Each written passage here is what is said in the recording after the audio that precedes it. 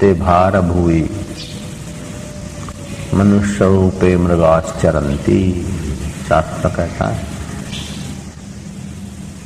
अपनी शांति संभाल नहीं सकता, प्रसन्नता संभाल नहीं सकता,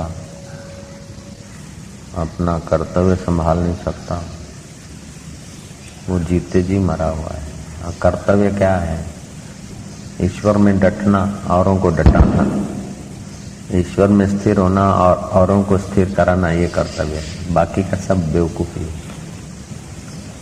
आप ईश्वर में स्थिर हो जाओ और दूसरों को कराना, ये कर्तव्य है।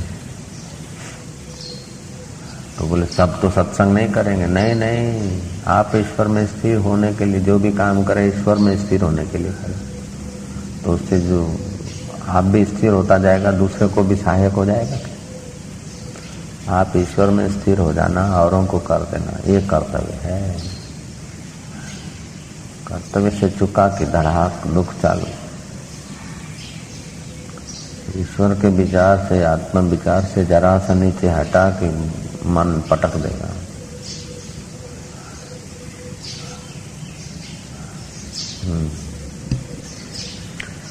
शुद्ध स्वच्छ अंतरात्मा पापने जल्दी ओळखी जाए छे। हिसाब से बढ़कर कुदरती सौंदर्य हृदय को विकसित करने का, सफल होने का, प्रामाणिकता, नैतिकता। जैसे ऐसा बोले कि दूसरा ठीक से समझ सके, ऐसा व्यवहार करे कि दूसरे को धोखे में नहीं रखना, दूसरे को धोखे में रखना, ऐसी बात बनाना, और फिर अपने हितैषी के लिए भी ऐसी बात सोचना, अपने हितैषी के लिए भी ऐसी बात सोचना, और फिर रजुआत करना तो मोड़ जोड़ के। ऐसे आदमी का तो कई जन्म लेने पड़ेगा। जो अपना हितैषी है उसके आगे भी नैतिकता, प्रामाणिकता नहीं रखा तो उसको तो ब्रह्मा जी भी नहीं बचा सकते। अपना हितैषी है, अपने गुरु मानते हैं और उसके आगे नैतिकता नहीं रखी तो हो गया पूरा, फिर तो हो गया पूरा। और फिर अनैतिक आदमी को पता भी नहीं चलेगा कि मैं अनैतिक हो रहा हूं। ये भी मजे की बात है। जो अप्रामाणिकता से व्यवहार करेगा गुरु से, अनैतिकता और अप्रामाणिकता से व्यवहार करने की आदत हो जाएगी, तो फिर उसको पता भी नहीं चलेगा। जैसे दारूड़े को पता ही नहीं चलता कि मैं पाप कर रहा हूँ, अपना विनाश कर रहा हूँ, ऐसे अनैतिकता, अप्रामाणिकता जो चित्त में है उसको पता भी नहीं चलता कि मैं अनैतिक हो रहा हूँ, अप्रामाणिक हो रहा हूँ। अमर्यादित मलिन बुद्धि वो संदेश नहीं समझ सकती है। अंतरात्मा तरफ से तो संदेश मिलता रहता है, लेकिन शुद्र चित्त होता है ना, शुद्र अंतःकरण, वो समझ नहीं सकते। छल से, कपट से भरा हुआ अंतःकरण गुरुओं के साथ निभाने नहीं देगा। जो मलिन अंतःकरण है वो गुरु से निभा नहीं सकता। वो अपने से नहीं निभा सकता है, वही परेशान होता है खुद। वो अपने आप का ही मित्र नहीं होता है मलिन अंतःकरण वाला, तो भगवान या गुरु से क्या निभाएगा? वो अपने से नहीं निभा सकता है। दिन में कई बार उसको डंक लगते रहते मुफ्त में।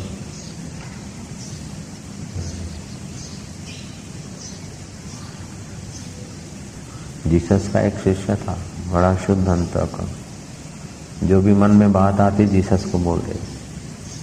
अब मन में तो कई बातें आती, जीसस उसको समझाते थे और अंदर में बहुत जीसस को प्यार। उसका नाम भी आया, रामतीर्थ ने कहा इस बात को। फिर वो लड़का मर गया। जीसस कहीं बाहर गए थे उपदेश देने, यात्रा करने, तो उसकी बहन खूब रोई, अपने भाई को संभाल के रखा कि गुरु जी का शिष्य है। और जीसस आए, जीसस ने कहा उठ, चल उठ जा,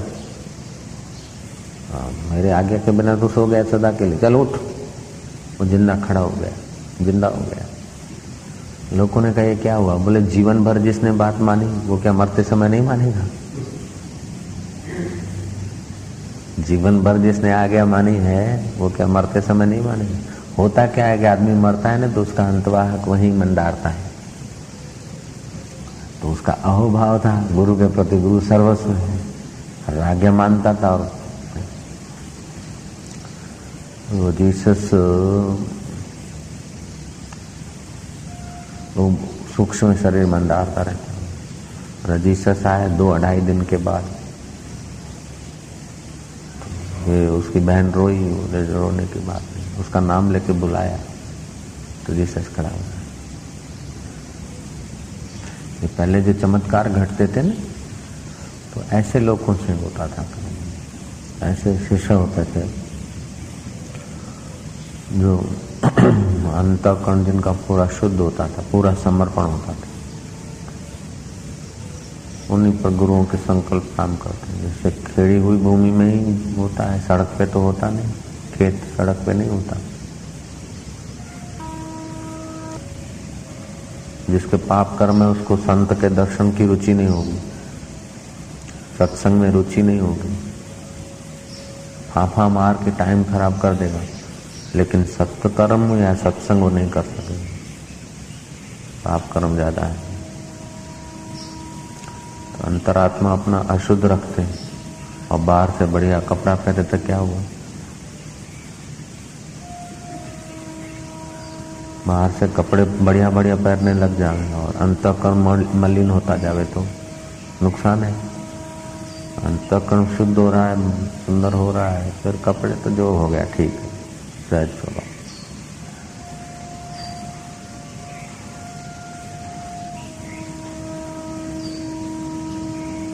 ऐसे ही एक भक्तों की जमात आई, कोई खास शिष्य था।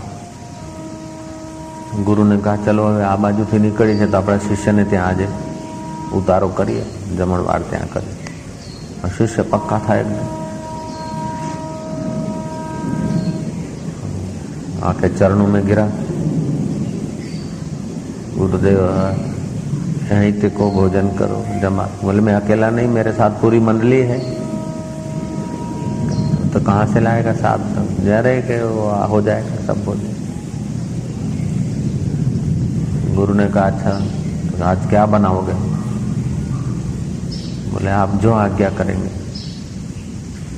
बोले तेरे पास है क्या? बोले मेरे पास तो कुछ नहीं, मेरा सब गुरु जी का है।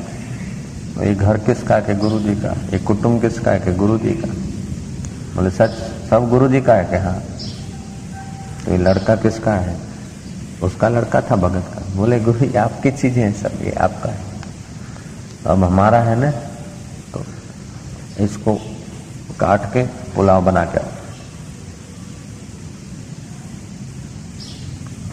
तैयार हो गए। गुरु ने देखा कि ये तो तैयार हो रहे हैं सचमुच में, तो और कसौटी लिया, बहुत ऊंच कोटि के साधक थे। बोले किसी उसको नहीं बुलाना है, कोई कसाई को नहीं बुलाना है, एक तरफ पत्नी और एक तरफ पति, एक तरफ मेरी सेविका और दूसरी तरफ मेरा सेवक, दोनों अपने छरी से करवट से 2 टुकड़े करके फिर इसका मीट बनाओ, फिर पुलाव बना। महाराज माँ का हृदय, लेकिन वो माई भी कम नहीं थी, पतिव्रता स्त्री थी, पति और पत्नी एक थे और दोनों गुरु को समर्पित थे अच्छे हृदय से।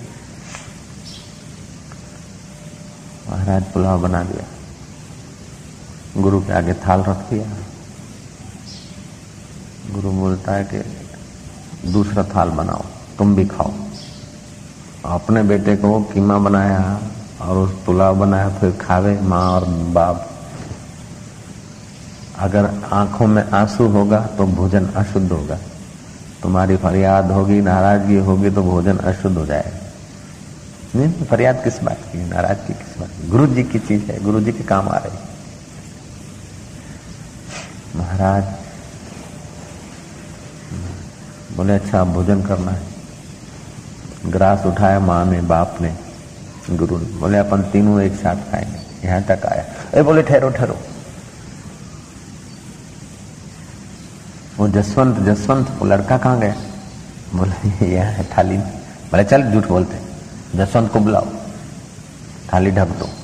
थाली ढक दिया। जसवंत वो तीसरे रूम में से दौड़ता दौड़ता आ गया, बोले चलो मिलकर भोजन करते। ऐसे सत शिष्य होते थे ताकि गुरु की शक्तियों का परिचय मिल जाता था।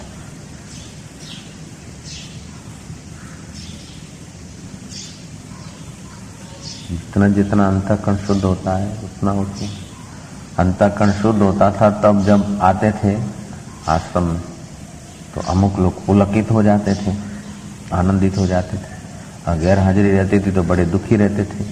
विरह विरह विरह में उनका अंतःकरण पवित्र हो जाता। अंतःकरण में जरा थोड़ी वाहवाही हो गई, थोड़ा पूजा पाठ हो गया, थोड़ा ऐसा वैसा हो गया। अब विरह, जाने का विरह नहीं होता और आने का आनंद नहीं होता, और फिर भी लोग संतुष्ट रहते, तो हमारी साधना बढ़ रही है। जैसे मलिन अंतःकरण होता जाता है ना, तो फिर निर्णय भी उसी प्रकार के होते हैं। ठीक है,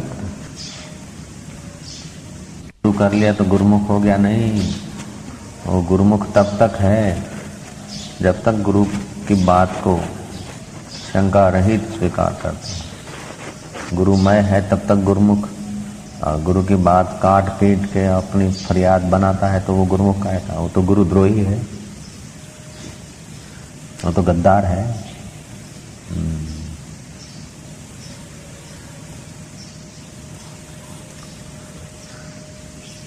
गुरु की निष्ठा में अपनी निष्ठा उमेरने को तत्पर है तो है शिष्य। गुरु निष्ठा से विपरीत अपने भाव बनाकर गुरु को छलने की बात, और उसको पता भी नहीं चलता कि गुरु को छल रहा हूं। गुरु को जो छलेगा तो वो अपने को ही छला, गुरु को क्या छल सकता।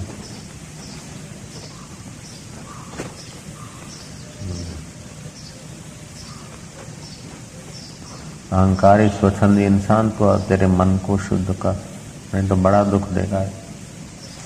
तेरे मन में जो आया वो तो तू युगों से करता आया, ये कहीं तेरे को पार पाने नहीं देगा। ये तेरा मन को धोखा, मन तेरे को धोखा देता। मन को शुद्ध कर, नहीं तो ये तो एक जन्म में नहीं कई जन्मों में जाके पटकेगा। जिसको तो अपना मान मान के जिंदगी भर मजूरी करेगा, अंत में देखेगा तो कोई तेरी पत्नी, पुत्र, परिवार, शरीर भी तेरा साथ नहीं देगा तो दूसरों की क्या बात। इसीलिए मन को शुद्ध करना चाहिए। मन मलिन, शरीर मैला है तो हरकत नहीं, मन मैला नहीं होना चाहिए। दिशा में एक माई थी, मन इसका इतना शुद्ध कि हमारे आश्रम में जो घटना घटती थी वो फुटपाथ पे माई बैठी बैठी सब बोल देती थी। रात को 2 बजे एक साधक को हमने बैठा के जरा थोड़ा भगवान की दया मिली, उसको जरा मस्ती में आ गया। टेकू उसका नाम था, टेकू भाई। तो जब जा रहा था तो इनके होटल के सामने वो माई पड़ी रहती थी फुटपाथ पे। अरे बियो साले, खूब माल मार के जा रहा है, जरा बीड़ी बीड़ी तो पिला।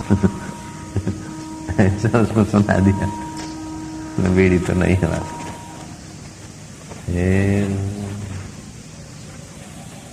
उसने आके सुबह मेरे को बताया कि ऐसा बापू आप और हमारे बीच में तो किस्सा था नहीं, और आपने हमारे ऊपर इतना, उसको कैसे पता। शुद्ध मन की होगी, आप उसको देखना चाहिए, उससे मिलना चाहिए। तो मेरे मन में ऐसा विचार है तो दूसरे दिन शिवलाल के दुकान के सामने उसका फुटपाथ पे थी, पता है ना तुमको। दूसरे दिन आकर वो टेकरा है, देशा में टेकरा बोलते, उधर आके रही, ताकि बाजार में मैं तो जाता नहीं, तो मेरे आश्रम के प्रांगण नजीक आके रहो। और मैं गया तो तुरंत बोली, कोड वर्ड बोली, हम मैं समझ गया। कोड वर्ड में बोली कि साहेब तो बने हो लेकिन पत्नी को छोड़ के आए हो। और उस समय किसी को पता नहीं था मेरी शादी हुआ है और मिसिस को छोड़ के हम साधु हुए हैं, ऐसा उसने तुरंत बता दिया। तो मैंने फिर जरा यूं उसके सामने एक टक झाँका, क्या ये दूसरे भगत थे, तो उसने बात बदल दी। फिर अकेले में हम और वो थे ना, तो उसने मेरे को बोला, बोलो शादी क्या हुआ है ना, पत्नी छोड़ के आए, साहेब बने। शुद्ध अंतःकरण है ना। वो कपड़े तो बहुत मैले थे, वो ऐसे मैक्सी बैक्सी कोई सिला देता था, पहन लेते, और जब तक फटती नहीं थी तब तक उतारती भी नहीं।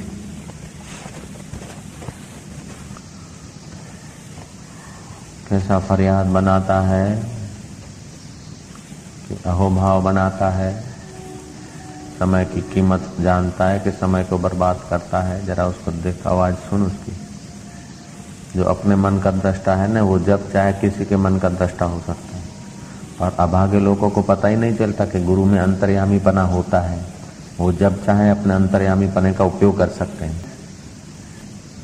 कभी तो किसी का कहा हुआ भी होता है, तो जब चाहे कहे हुए व्यक्ति पर भी गुरु अपने अंतर्यामीपने का उपयोग करते हैं। ऐसा नहीं किसी ने कह दिया और गुरु ने गांठ मान लिया, ऐसा नहीं होता है। ऐसा नहीं कि गुरु को सब आखा दिन लोग सुनाते होंगे।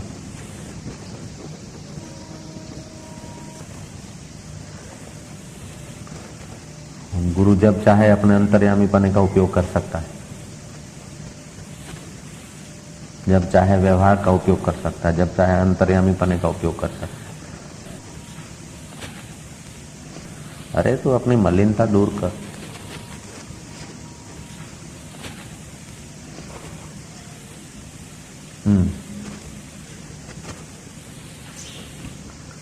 અંતરાત્માનો અવાજ તને સહી સલામતી, સત્ય, શાંતિ અને શાશ્વત સુખ પ્રત્યે લઈ જશે.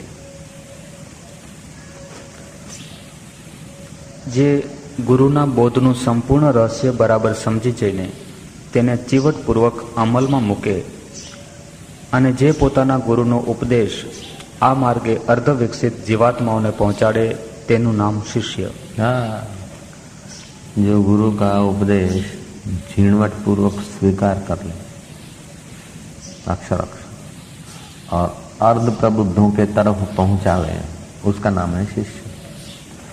अपने को तो गुरु के आज्ञा में ढाल दे, लेकिन अनढलों को भी गुरु के सिद्धांतों में ढाल दे, उसका नाम शिष्य होता है.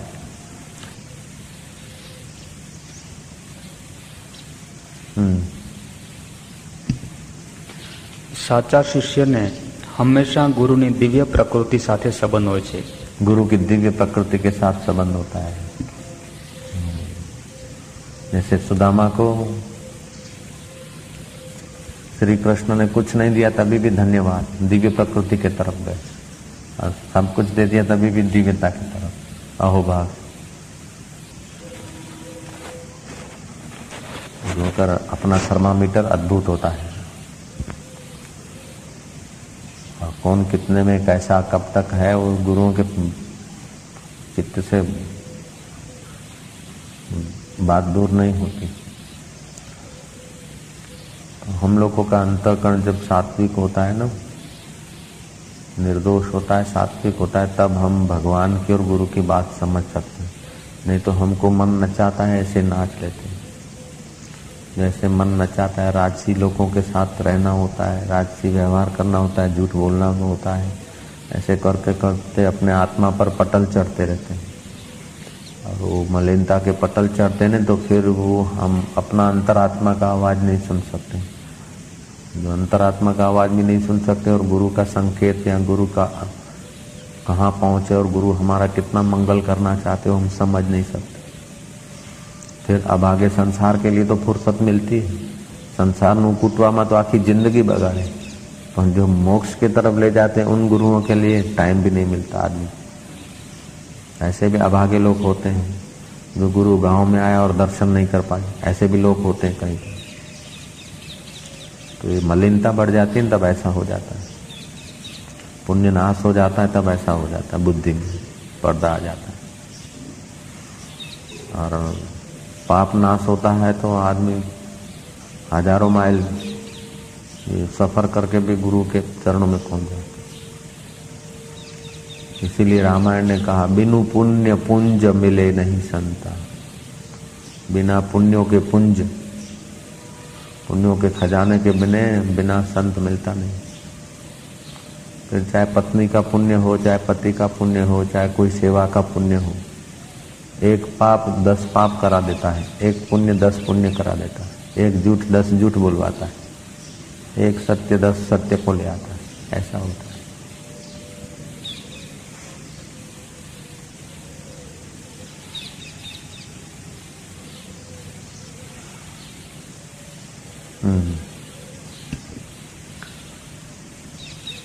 સાચા શિષ્યને હંમેશા ગુરુની દિવ્ય પ્રકૃતિ સાથે સંબંધ હોય છે. માનવ તરીકે એ શું કાર્ય કરે છે તેની સાથે શિષ્યને સંબંધ હોતો નથી. सच्चे शिष्य को गुरु के दिव्य अनुभूति के साथ संबंध होता है. मानव तरीके उसके देह के व्यवहार को वो नहीं तोलता मापता रहता है. सच्चा शिष्य जो है गुरु के दिव्य अनुभूति के साथ उसका संबंध होता है. मानव तरीके गुरु को नहीं तोलता है. गुरु को शरीर मानना, गुरु को देहधारी मानना और जगन्नाथ जी के प्रसाद को अन्न मानना, भगवान के श्री विग्रह को पत्थर मानना और तुलसी को पौधा मानना, ये सब पाप का कारण है.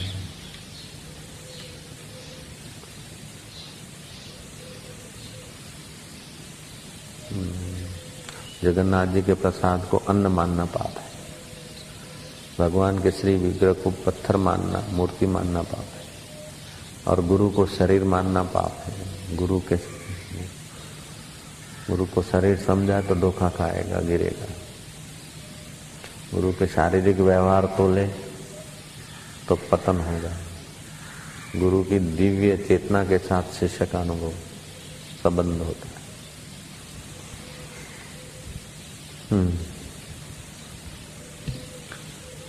તેમના પ્રત્યે તો તેને તદ્દન દુર્લક્ષ્ય હોય છે. સાચા શિષ્યને હંમેશા ગુરુની દિવ્ય પ્રકૃતિ સાથે સંબંધ હોય છે.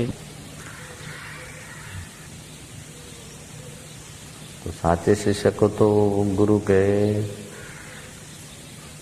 स्थूल शारीरिक संबंधों और व्यवहारों के तरफ दुर्लक्ष्य होता है.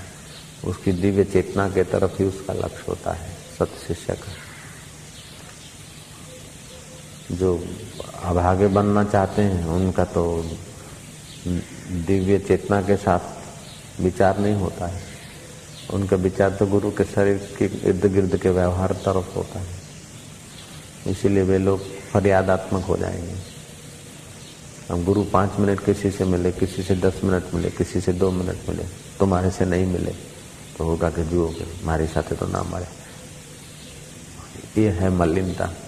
और अगर दिव्यता है तो क्या, चलो किसी से 10 मिनट मिले, किसी से 5 मिनट, मेरे से नहीं मिले तो मेरे को अपना समझते न, इसीलिए मेरे को तो अंतरात्मा से ही मिल जाएंगे. तो ऐसा करके आदमी सुखी होता है. और आधा घंटा मिले कि देखो कितने दयालु मेरे से मिले, तो दोनों तरफ धन्यवाद पैदा होता है.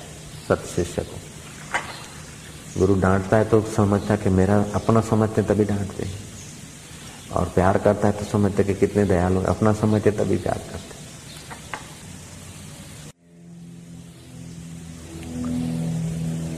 ये कल युग में तो गुरु गीता और गुरु भक्ति योग पढ़े बिना कोई शिष्य को शिष्यत्व निभाने में अकल ही नहीं आएगी. गुरु गीता और गुरु भक्ति योग को जरा ठीक से समझे, पढ़े, मनन करे, नित्य ध्यासन करे. नहीं तो તમે દત્તાત્રેય ગીતા ને બીજી ઉપનિષદો બધા વાંચી નાખો, બધા છાપી નાખો, ઉપદેશ દઈ દો ને એના ઉપર. અવધૂત ગીતા સારી છે, લઈ લીધે અવધૂત ગીતા. ઉપનિષદ સારી છે, લઈ લીધી. યોગ વશિષ્ઠ સારું છે તો લઈ લીધું, પછી થઈ ગયો साक्षात्कार. पहले के जमाने में पढ़ाई पे इतना जोर नहीं देते थे जितना गुरु सेवा पे जोर देते थे. पढ़ लिख के तो मनोहर दास भी बड़ा वेदांताचार्य है, अभी जख मार रहा है.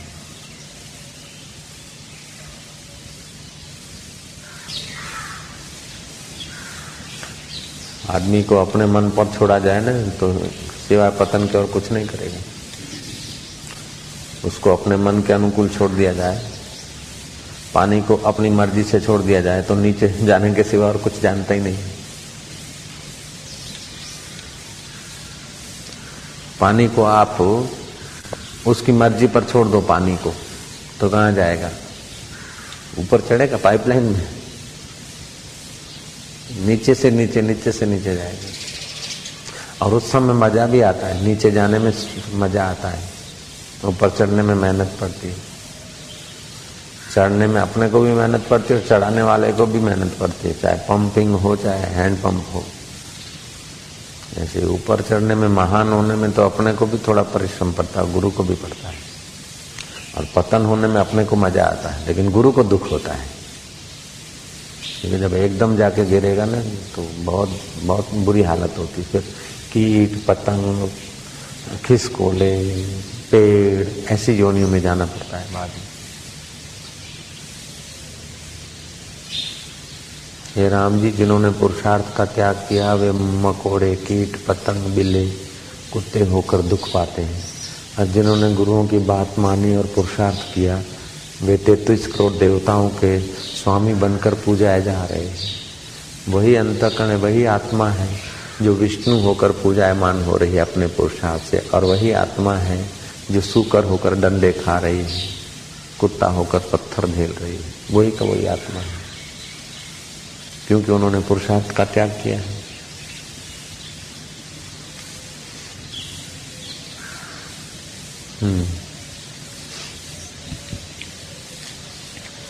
માનવ તરીકે તેઓ શું કાર્ય કરે છે તેની સાથે શિષ્યને સંબંધ હોતો નથી, તેના પ્રત્યે તો તેને તદ્દન દુર્લક્ષ્ય હોય છે. ગુરુનું બાહ્ય આચરણ ગમે તેવું હોય તો પણ તેને મન ગુરુ તે ગુરુ જ છે. ગુરુનું બાહ્ય આચરણ ગમે તેવું હોય પણ સતશિષ્યને તો ગુરુ જ છે. બાહ્ય આચરણ તરફ એનું દુર્લક્ષ્ય હોય છે, તો આંતરિક સંબંધ સાથે, એમના દિવ્ય જ્ઞાન સાથે, એમની કરુણા સાથે, એમના પ્રેમ સાથે એ આપણા ઉદ્ધાર માટે માથું નમાવી છે કે બસ वो शिष्य बहुत जल्दी लाभ पाता है.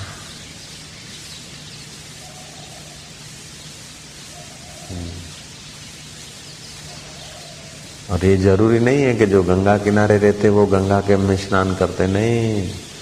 मुंबई से जाएंगे तो पहले गंगा हरिद्वार पहुंचेंगे ना तो गंगा स्नान करेंगे, लेकिन हरिद्वार में रहे हुए पंडे कम वक्त नल के नीचे स्नान करेंगे. गंगा इधर है, नल दूर है, नलके का पानी लेने जाएंगे. કંદોઈને પોતાની મીઠાઈઓ ના ભાવે, કુંભારના ઘરે માટલો ફૂટેલો જ માટલો, બીજાના ઘરે જ. ऐसे जो ज्यादा निकट रहते हैं ज्यादा लाभ लेना चाहिए, वो ज्यादा लाभ लेने के बजाय मन के गुलाम हो जाते हैं, इसीलिए फिर मजा नहीं. और दूर रहने वाले भी ऐसा नहीं कि दूर रहने वाले ज्यादा लाभ लेते, नहीं. जिसका रजोगुण तमोगुण होता है तो नजीक होने पर भी लाभ नहीं लेता, और फिर दूर होने पर भी लाभ नहीं लेता. कई दूर वाले तो दूर ही हो जाते हैं, जो नजीक नहीं है उन पर तो निगरानी भी नहीं रहती उनके सुधारने की, तो एकदम बिगड़ जाते हैं. एकदम उनका मन बिगड़ जाता है. जो दूर रहते हैं तो एकदम दूर हो जाते हैं. गुरु की सेवा, गुरु का सानिध्य कोई पचा सकता है, बाकी तो फिसक जाते हैं. ગુરુનું સાનિધ્ય મળતું હોય, ગુરુની સેવા મળતી હોય, એ બી બધાને ન મળે, બધાના ભાગ્ય નહીં. અને ગુરુની સાથે કાયમ કોઈ નભાવી લે એ બી બહુ પુણ્યાઈ જોઈએ, નહીં તો ફસકી પડે.